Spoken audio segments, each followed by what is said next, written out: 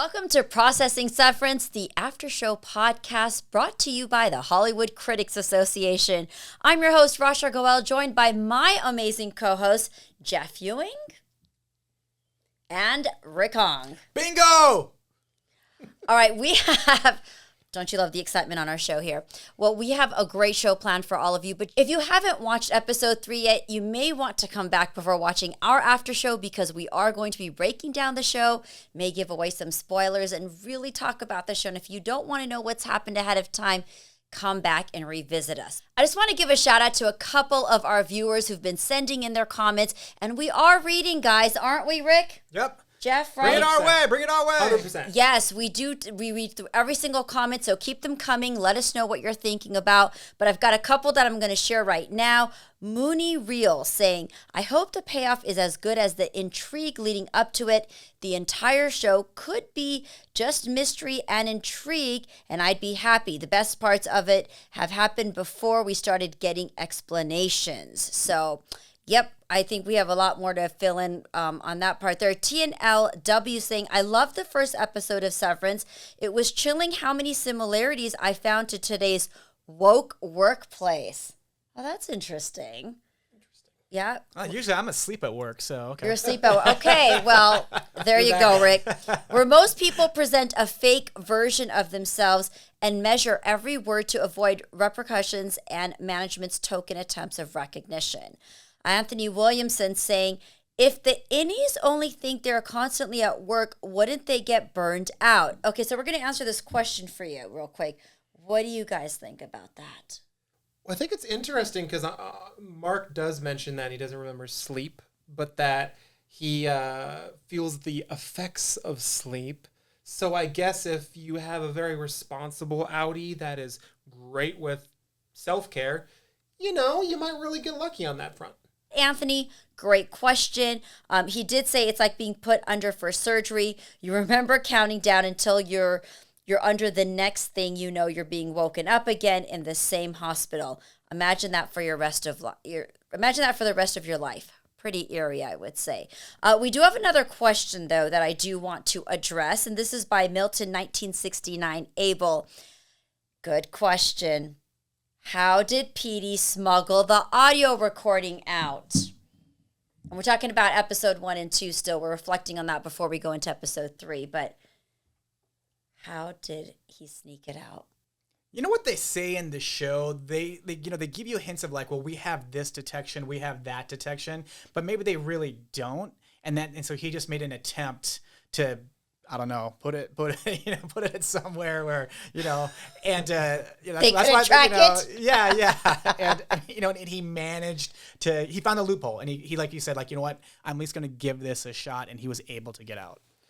I also think it's possible because he's been obviously exploring the Lumen area. He doesn't know all the nooks and crannies or question marks on the map, but there might be, because there are people, we'll get into this later, there are people that they may not be severed. There might also be parts of the building that may not be severed, and he might have found an access point because he has been exploring around. I was just going to say that actually, because he was able to find a loophole and get himself out of there. I think there was a lot of undercover work that was done by him. So he probably found a way to sneak it out. Like I'm going to think that there's maybe an area that was undetected, and he was able to kind of just work his way out. People always underestimate the mailroom. Always. Yes. Oh, that's a good one. So we'll find out. But that was a great question. So thank you again to our viewers, our audience who've been chiming in.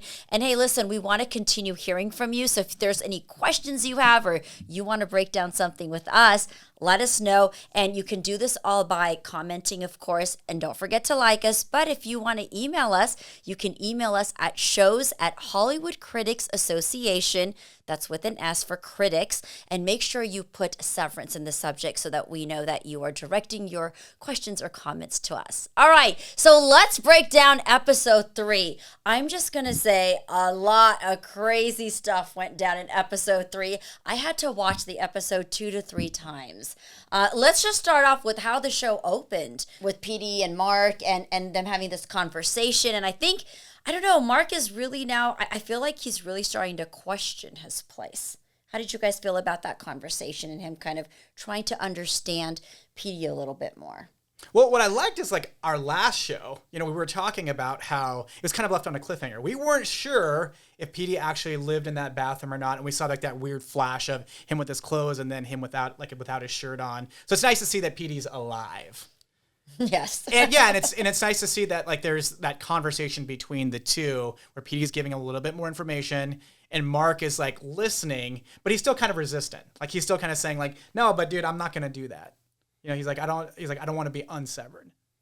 So. Right. Well, I think one of the interesting things is that Mark doesn't, he's coming to trust Petey, but he doesn't have that unity of experience yet. So Audi Mark is still having to be like, yeah, okay, all right, sure, all right, this isn't weird. And so there's definitely a barrier of information and trust that is starting to be bridged. So he's starting to let the information in and get curious. Well, you just said I was going to say the word curious because I feel like in his eyes and the dialogue, there is that curiosity that's coming up within him. I also feel like we're seeing a little bit of a compassionate side to him. At the office, he is caring. He wants to work with his coworkers. He wants to keep the peace. But I feel like with Petey, because of the curiosity and the intrigue of, wait, what happened with him? Where's this going? And him just kind of wanting to give this person a place to be and make sure that he feels safe. So again, we know that there's a connection to Petey. We've constantly heard the reference of, Petey had the supervising position ahead of him until he got thrown into it, which leads me to that meeting in the office, of course, where they're asking him to kind of give a rundown of what's going to happen or just some points. And you could just see, I don't know, that seems so funny to me because I feel like Mark's just thrown in there and is trying to kind of find his way, and everybody's got their side comments and they kind of don't respect him, but they have to listen to him. Also, please refrain from boasting about previously earned waffle parties. Feeling attacked? And lastly, I've never seen a resignation request get such a quick turnaround. Do I have to finish out the day or can I skip out now?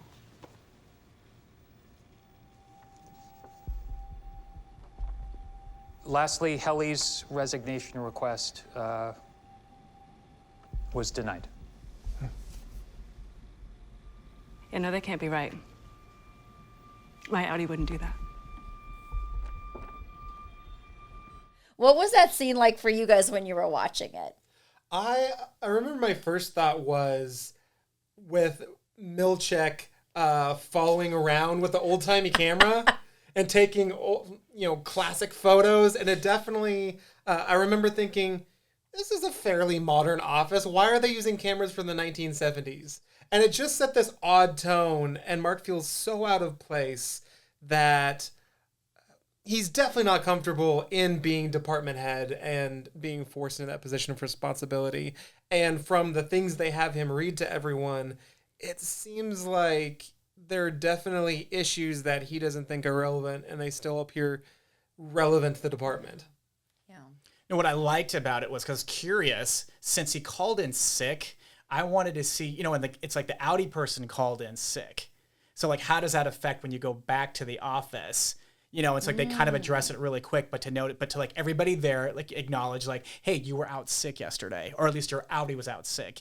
And Milchick had some reference about, oh yeah, your Audi was like really bummed that he couldn't be, I believe he's like really bummed that he couldn't be at the office or he had some made up story about that. So it was really cool to see like, Mark coming back in and everybody acknowledging, even Irv's a little crazy. And it's like, did you get skinnier? Were you throwing? Yes, that line caught my attention. So I like that banner aspect of that scene. Just, like that. Okay. It is acknowledged if someone's out sick. It's like, what does happen when you have these like two separate lives?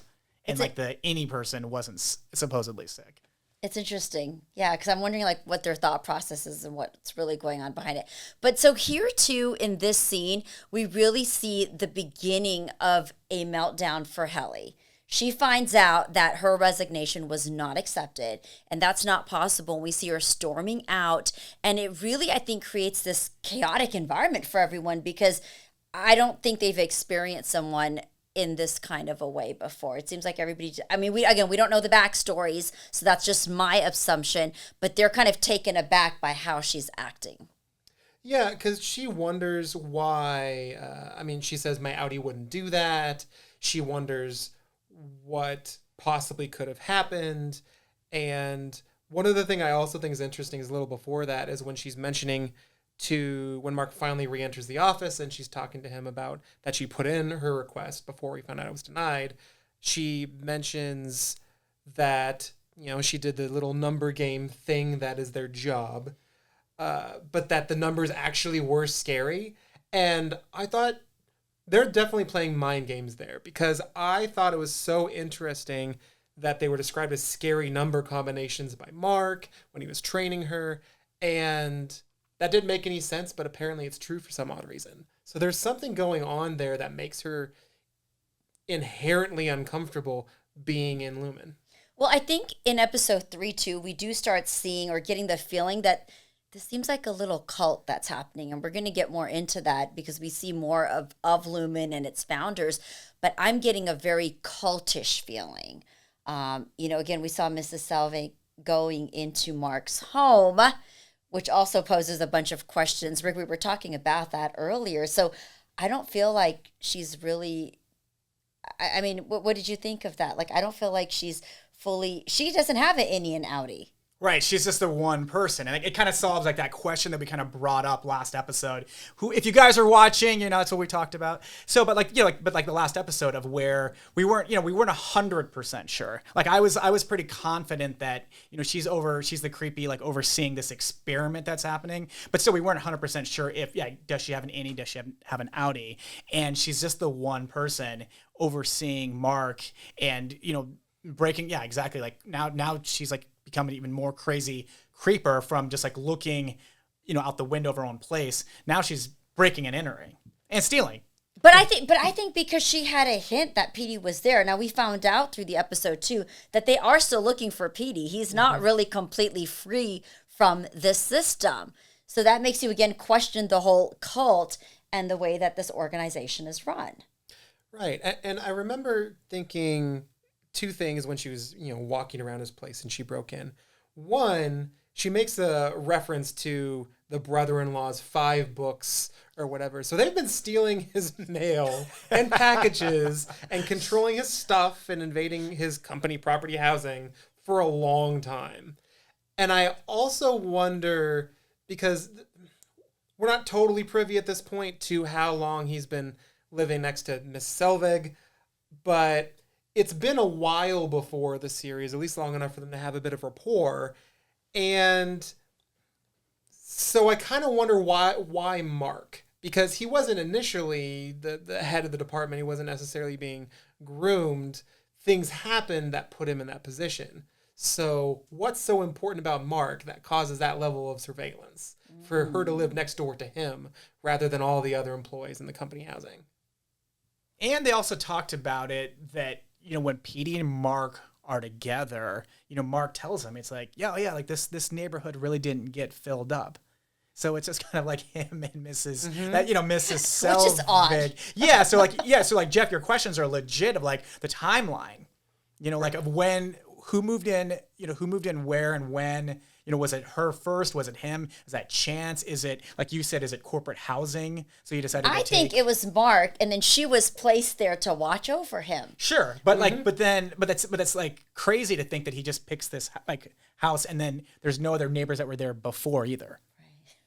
Yeah, because there are other departments. We know of at least one other department, and even though it's small, how many different pockets of corporate housing are there? What is the surveillance like? And, just what's so special about this sad gentleman? Well, and we're not really seeing the houses of any of the other employees. Not yet, right? Not yet, right? If we think about it, it's really isolated on Mark. But I think because there's something very secretive about Mark and Petey that's going on, or that's kind of been the catapult of everything. So something happened with Petey that's really gotten everybody in Lumen worked up. And because of his connection to Mark, I think maybe that's why we're focused more on Mark Or I mean, he's our lead anyways, but it'll be interesting to see. So let's go back to Helly though. I felt like a lot happened with her in this episode. Of course, her having her meltdown. You have the bathroom scene between her and Mark, where she really expresses her dislike for him, doesn't want to be there. She's over this, clearly wants to go out. But then she's taken to the break room. And we get to see what happens in the break room, where you really get broken. What did you make of that scene, Rick? You know, it's not just the scene, but everything kind of that revolves around it. If you look at these guys as employees, they're treated like children. There's the field trip. There's the erasers. There's the finger cuffs. Even when she makes that attempt to take the cap and, she, it's like, spit it out. It's just like, it's like, she spits it out like a kid would spit something out. Then when she's in the break room, it's almost like The Simpsons. It's like the white room, like say it over and over again. I will not do this. I will not do that. It's like, granted, the directing is like Ben still did a great job of this too, like directing and making it scary. Make it seem really scary. Like, she's putting her hands down. You think she's going to get whacked? Is something going to get chopped off? The lighting. The way the lighting entire too. scene is set up. But it's just the repeat of thing. And I was like, they're being treated like children. Kind of on some end. And that's what it reminded me of. It reminded me of The Simpsons. Just, I will not do this. I will not do that. So like, I'm wondering if that's just kind of, is that your consequence? Which I guess we'll find out maybe in episode 4. But that's where maybe the brainwashing comes in, right? So you really will never have an option to resign from this company or from this particular department, because they will make sure that they suck you into the cult. Yeah, and there are so many other ways that they subtly control you, because at this point, we don't know for sure, but I'm convinced that their job is something designed to, at least in subtle aspects of it, kind of manipulate them over time. Every single aspect of the workplace seems very tightly controlled. It's a labyrinth of mazes in terms of hallways and rooms. And so this is just one more subtle way that they're primed for to try and recondition them to become whatever Lumen wants them to be for any nefarious purposes that they have. Yeah.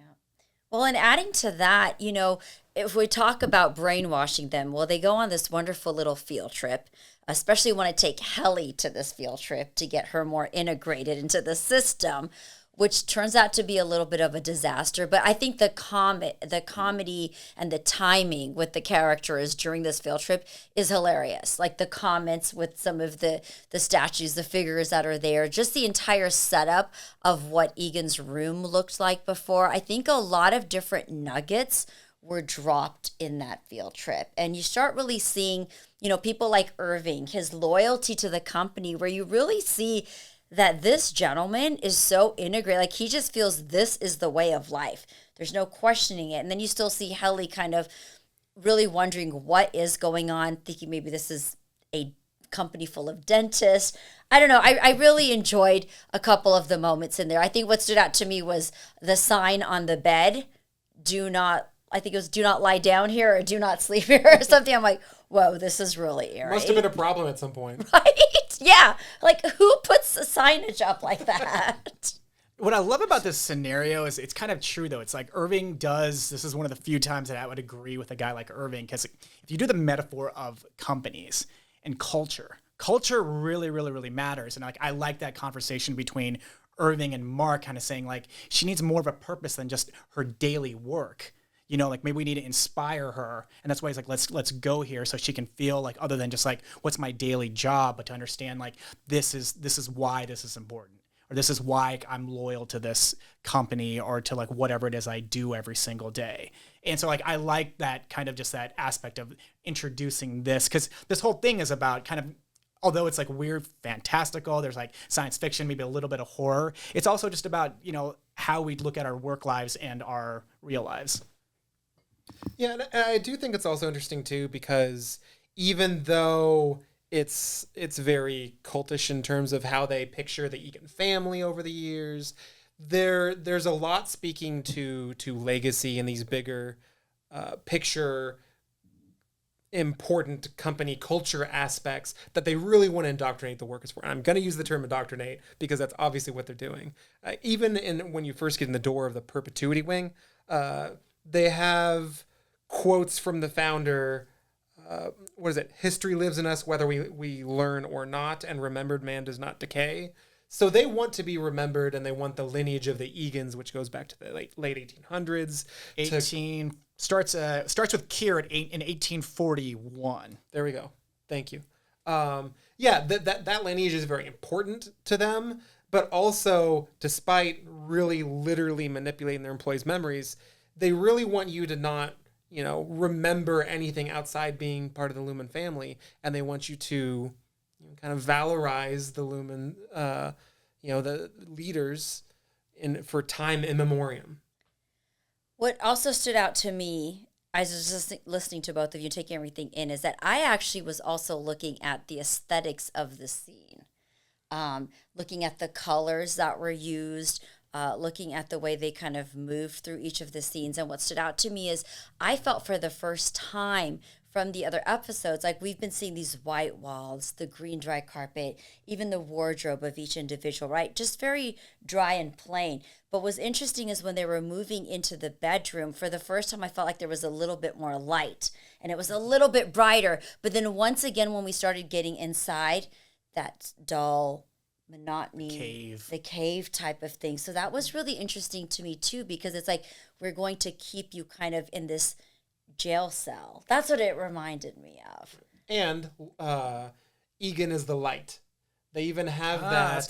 That's good. Yeah, they even have that speech from presumably Kier Egan. I believe that's correct. And where he talks about how the 4 aspects of the human soul are woe, frolic, dread, and malice, and that he walked into the cave of his mind and that he conquered them. And you see that also in the stylized photo of him kind of like as an angelic figure conquering those things in season 1, in the episode 1. In the painting. Yeah, in the painting. Yeah. And then even at the end of this kind of tour, so all of a sudden it's like all the smiles. Like you said, you brought up the dental thing. It's all the smiles, and it almost reminds me of like when companies send out brochures. Everybody in the brochure is always smiling and happy. Doesn't matter what it is they're selling or they're talking about or whatever. It's brochure, so it's just a wall full of smiles. And of course, like Dylan, he's just like, oh, I missed the one smile. Like they took her down. So that was great. I enjoy that. You know what I wanted to bring up too is earlier we were talking about how this kind of parallels some of Plato's work. Right? Yeah, well, it's interesting because Plato, for all the Platonists in the house, it's interesting. We're a fun bunch here. We try and get super nerdy. It's interesting because Plato has this theory of the tripartite soul, where the human soul has 3 elements to it, I guess you could say. It has passion, it has reason, and the third one is not in my notes, and I didn't write it down. I forgot what it was. Well, no. That's when we have people in the comments chime in and tell us in the third. That's what it's for. That's like you did it on purpose, man. You didn't just conveniently forget. If you knew to put it in your notes, you conveniently forget. It's because we want you guys to participate. Yes, but the reason we're even bringing this up is because you think about it from the writer's perspective, right? And how we're taking Plato's a theory from centuries ago, and then now we can still incorporate portions of that into what we're living today and integrating that into today's system. Right. But it's interesting too, because for Plato and his theories were influential, they influenced Freud. The interesting thing is that it's a fairly neutral picture of a human, but for Egan's notion of what it is that constitutes a person are just, as far as he sees it, 4 vices that have to be controlled. They're not good elements as he sees it, although I think frolic is kind of awesome. But that's just me. Yeah, those words aren't like positive words. They're not like, it's almost kind of like the 7 deadly sins, like wrath, gluttony. That's what they sound like when I'm listening to it. I'm like, I don't see happy or, But there's a purpose to that, see, because that's where Egan, that's where when we talk about the angel wings and the light, it's like because of these 4 negative connotations, well, we're here to shed that light. So when you're at Lumen, we are going to bring that light into your life. We are going to teach you how to navigate the world, how to become better human beings. That's our job. That's what I got. I don't know. We'll see how, again, this unfolds. But that's what I was figuring out was that, okay, this is what the human is capable of doing and becoming. But when you're here, we're going to show you how to become a better human being and going, on the lighter side or being given those tools to becoming a better human being. Yeah, and I think this speaks to what you mentioned earlier and we kind of talked about, where, companies have company ethoses. They try and make you feel like a family. But for Lumen, it is a cult, They really think they are reconditioning the vices out of people. And all we are vices until they get their magnificent smile-inducing hands on us. Interesting. Rick is pondering a lot of our thoughts right now. I don't know. I just haven't got. For me, I guess I look through our discussion. I don't know if the cult thing has gotten to me yet. Because Really? I keep. The reason is because I keep looking at it from a more outside. Like, this is an experiment. That's the way I keep looking. I look at I guess I'm a science nerd. I don't know. I'm not, but I just that's so the cult part doesn't work for me yet. No, but I like hearing your perspective because to me, I am seeing a cult type of environment and behavior, just the way they're very manipulative and the way they're trying to brainwash people, and they're really trying to get them to go in one way. It's almost like it's their way or the highway, whether it seemed like it was a voluntary thing. But I love hearing your perspective on that because, it presents a different viewpoint. Right. And I would say I'm going to do the really, this is going to sound bad, but I think you're both right. Thank you, Jeff. Absolutely. Then that means you're wrong. No. Yes. No, because in identifying that you're both amazing, brilliant human beings, I, of course, am also correct and amazing because I noticed that. I think that they have a cult-like environment that goes down to the family lineage and the company core, but I think that what they are doing right now is running an experiment to actually, now that science is caught up, because they've been going since the 1800s, they're really trying to actually engineer new humans in some way. We just don't know how or what the exact purpose is. All right. Something else I've been thinking about is who attends the conference calls. There is that awkward scene. That great scene, yep. With Harmony and the board. Yes. And we saw the board. Yeah, no, we saw a version of that happen in episode 1 when Mark goes in there. Yeah, there's no response on the other side. It's like the Charlie Brown episodes. Yeah, what's interesting is because it's that thing of where sometimes if you're with somebody and there's that uncomfortable silence, then you feel the need to talk or say something. And that's what I thought. That's what I enjoyed about this scene was that, well, go ahead. The board's there. They're not responding. They're not saying anything. But yet Harmony feels compelled that she needs to say something. So she just starts kind of talking about, whatever she thinks that they're questioning. Nobody asked a question to her, but yet she's giving them a report. Nobody's saying, okay, give us a breakdown. What happened? She just feels compelled to start saying, okay. And she just starts talking. So I love that scene. Well, it's kind of interesting too, because let's just put on the philosopher hat one more time. So in Discipline and Punish, Michel Foucault talks about how there was this prototypical prison design called the Panopticon, where there's a central tower and the prison cells are around it, and you think you might be observed at any hypothetical time. And so the mode of control is to make you control yourself, because you're always watching yourself because you don't know when exactly you're going to be watched. And it almost seems like that's the type of game they're playing. They didn't say anything, but she just keeps going and going and going because she thinks they must be thinking something. They must want something different out of me. Right now, there is this huge concern. Where is Petey? How are we going to find him? And we don't even know the information that Petey contains. So we just know that there is a manhunt out for him, and they want to make sure that he doesn't get out there. And I don't know if they're worried about the information getting out to getting out to the public or whatever it is, but they want to find Petey at any cost. Well, because in one of the screens, we did see where Mark's at home. We saw the big debate.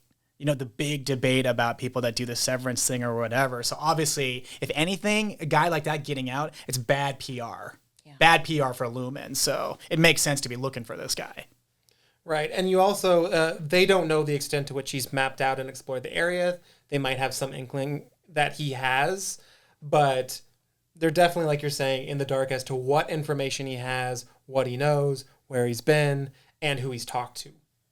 Now, I'll tell you what I'm curious about with Petey is what is causing is it the nosebleed or whatever, right? We constantly seeing him have these episodes. And even by the end of this episode, we see him in the store. He's trying to get food. But again, it looks like somebody punched him. Obviously, there's some type of hemorrhaging happening, right? Blood hemorrhaging happening in his face somewhere, wherever. So I'm curious to know, is this caused by the surgery that happened? Was there a drug given to him? Very curious about that. And then I just can't believe he walked that far from Mark's house to this store, because it doesn't seem like it's warm. Pretty close. And because it doesn't seem like warm. Yeah. He's in a, in a bathrobe. He's in the and brother-in-law's bathrobe that he enjoys. Right? Yeah, right? So, I mean, just the irony of everything there. But again, just a very well set up scene. I loved how the colors, the scene of Mark driving up, you see the ambulance going in. We cut away to what's happening at that local store. So what do you guys think is happening with him? Well, it's one of those things, if you watch, because like this show, you cannot watch this show once. You have to watch this show twice. I watched it thrice, my friend. Yeah, Rasha, because Rasha has to lead, so she has to watch it thrice. I watch it twice, but that first opening sequence, because I think when you first turn it on, you just want to get a general idea of what happens in the episode. How far do we get in this world? But if you go back, then you can really break down the conversations and everything. And in that opening sequence, there's Mark and Petey talking, and Petey talks about the stitching that happened. And he said something to the effect of, the stitch, like the innie and the outie, it's like this weird, I almost want to say like he got stitched up like Frankenstein. You know, it's so like that's why he like keeps kind of being in the present, but it stitches to like some other part. And then he talks about they. Mm-hmm. And so Mark references the Whole Mind Collective, like those protesters, and he's like, no, not them, but they. There's a big they. There's a bigger they that explained this whole process and why Petey's having like these episodes. Yeah, and it's also interesting to note, too, that there were mentions earlier in the series that there were senators that were against it. It was politically controversial. So there's obviously power players that are concerned with what Lumen's doing. And we also don't know, because we know there are company towns, etc., we don't know how far their boundaries are territorially, so we don't know exactly where he ends up and how much it's under, Lumen surveillance or Lumen control. Although it's probably fairly safe to know they don't exactly know where he is. Right. I don't think they really have a clue. Just to piggyback off what you were saying, Rick, though, I do love how this episode opened with that interaction between Mark and Petey, and then it ends with that interaction. Not interaction necessarily, but we do see the episode close out again with Mark and Petey in a different essence. And so, I don't know, there was something just very thought-provoking about that for me. I love that we opened with them and we closed with them. And I have to say, with this particular series too, what I have really found intriguing, every single episode really leaves you hanging. I mean, you really want to see what's going to happen next. I think they really leave that question mark in your head. It's like, oh my God, I want to see more. I want to know what's going to happen. And where do they come up with this twist? What are some predictions for the next episode? Anything that comes to mind for you? The map, because we got introduced to the map in the Audi world. And so in that world, Petey's explaining, hey, I have the map and everything to Mark. But now the innie Mark, who has no reference of the map, is inside and he's come across the map. So, like, I'm interested to see how that plays inside that version of the innie Mark. And like, with, because like you're not supposed to have it. Supposedly, like, they can detect everything. And he's come across this thing. Very clever, too, to be inside the photos. Mm-hmm. So that's what I'm looking forward to seeing is now Audi Mark has been, has the curiosity. So now what happens to innie Mark? And how does he react to this undiscovered piece of information? So you think we might be able to see some of that in episode 4? Yeah. Oh yeah. Yeah. I think so. You don't introduce it, but like you were talking about the cliffhanger. That's what makes you want to come back. I mean, not only to see the after effects of Helly's weird thing that she goes through, Simpsons thing that she goes through, but also that map. Like that's why episode 4 got to come back for it now. You can't sit there and say I'm tuning out after 3 episodes. It's not going to happen. Oh no, we're too engaged. We're too hooked now. Do you think Petey's going to die? Because we see that scene with him falling over, but we don't know if he's going to die or if he survives. I think Petey's going to get interrogated. I don't necessarily know we're going to see all of it. We will probably pretty immediately see its effects, I imagine. I also think that... So I think we're going to see a lot of that. I also think we're going to see a lot more of Helly getting weird consequences for resistance, because I don't think she's done yet. And no. I think this is just the beginning for her. And I still have a feeling in episode 4, I don't think she's completely brainwashed. I mean, yes, she went out to the break room, right? She went she was taken to the break room, and I think they're, trying to break her down, but there's something in her. I don't think she's going to succumb to them very quickly. I like that word today for some reason. But I don't think she's going to fall that quickly. I think we're still going to see her trying to break the system a little bit more. I don't know how. I think that's something we have to wait to see, but I think we're going to see a little bit more of her in episode 4 as well. I am pretty sure that there's a reason why they're keeping her around, and there's a reason why she's staying. And we don't know exactly why yet, but I have my theories. Well, what are your theories, Jeff? You can't just leave us hanging like that. Can't I? No. Okay. So I think either she is an operative trying to bring them down from the inside, or... that's a good one. I like that. Right? I like it. I like it. I think that's possible. I also think she might potentially be, because we see in the Perpetuity wing that the lineage of the CEOs is the same. They're all part of the same family, passing it down generation to generation. I also kind of wonder if she's an Egan. And there was only one woman in there too, right? There's only one. Myrtle. So maybe she's the second one? Well, no. What's interesting, though, too, is that, okay, if I break them down, so Kier is the founder, the father, whatever, and then Myrtle, the wife, or I believe, steps in. And the last date that I kind of saw in here as CEO was Pip, and that was 1999. So if you aged, let's go with you. Let's go with it. If you aged Helly, she could probably be at the age to be a CEO. Absolutely. And another detail is that, so when they're going through the Egan's speeches, you have that big long-winded one about how we're all terrible people and they have to make us better. But then it switches to Myrtle's nameplate and her little speech where she says, I think to be an Egan, a true Egan, or anyone in the Lumen family. But when she says, I think to be an Egan, a true Egan, it cuts to Helly. Oh, so that could be some foreshadowing. No, there's definitely, you're not wrong in that scene. There was definitely some sort of like a connection between the female CEO and Myrtle and Helly, or they were doing something there. So that definitely could play out. I'm not saying that I didn't see that. I did too. So yeah, there's something there. I think she could be in the lineage because the numbers work.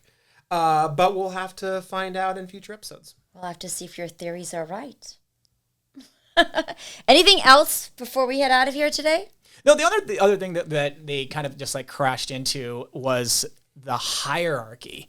It's like when they're going through the hallways and then Christopher Walken, their optics and design show up, and Dylan has a real disdain for them, and they kind of like talk about like that department. So now we're seeing a little bit more of the departments, or like, they try to theorize how many different departments are at Lumen, which I think goes into like what I was talking about with the map too. So I think that's like those two kind of things will go hand in hand, and that's something else maybe that we'll get to see. Yeah, I think you're spot on. It's also interesting, too, because they kind of dance around the history of the O&D department. We're like, oh, yeah, they're only allowed 2 people now because they tried like a big coup or something a long time ago. So it makes it sound like they're weird warriors that just went department to department on a killing spree, which Mark says did not happen. So... but I love how Irving is smitten by them.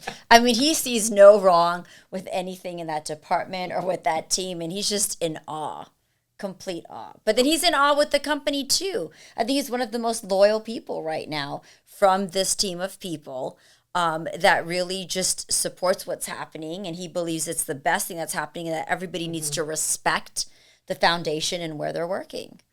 Yeah, and I think Mark was like, you guys know each other? It's like, what? You two know each other? So that was kind of interesting to kind of see that too, to say, oh, not everybody knows Burt, So, Well, we have, I think, broken it down for you to the T. And so if you didn't watch episode 3, do go watch it. But if you did, you may want to watch it again before Watch you it check out again. episode 4. A lot of stuff 2 times. happened. And again, remember, you can email us at shows@Hollywood Critics Association. Make sure you put in the subject heading Severance so we know that it's addressed to our show. And again, thank you so much for your support. Feel free to comment, of course, like as well. Subscribe to our page, but also like our episodes. And let us know what you're thinking. And if you have questions, keep those questions coming. We want to hear from them, right, guys? well, the third challenge is to find that last piece of Plato that Jeff conveniently left out. And we're talking about Plato the philosopher, not Plato the toy. No, but you do get Thank extra you, Rick, for clarifying that. But you do get extra credit points, and we should mention this. If you can make Plato out of Play-Doh, then you get extra credit. Oh man. What I a will creative fast forward, team watch I the have whole here. show, I'm and so spoil it grateful for to you. have such a creative team here. Thank you guys, as always. And thank you all for joining us on another episode of Processing Severance, the Aftershow podcast brought to you by the Hollywood Critics Association. Make sure you tune in next time. Have a great week, guys.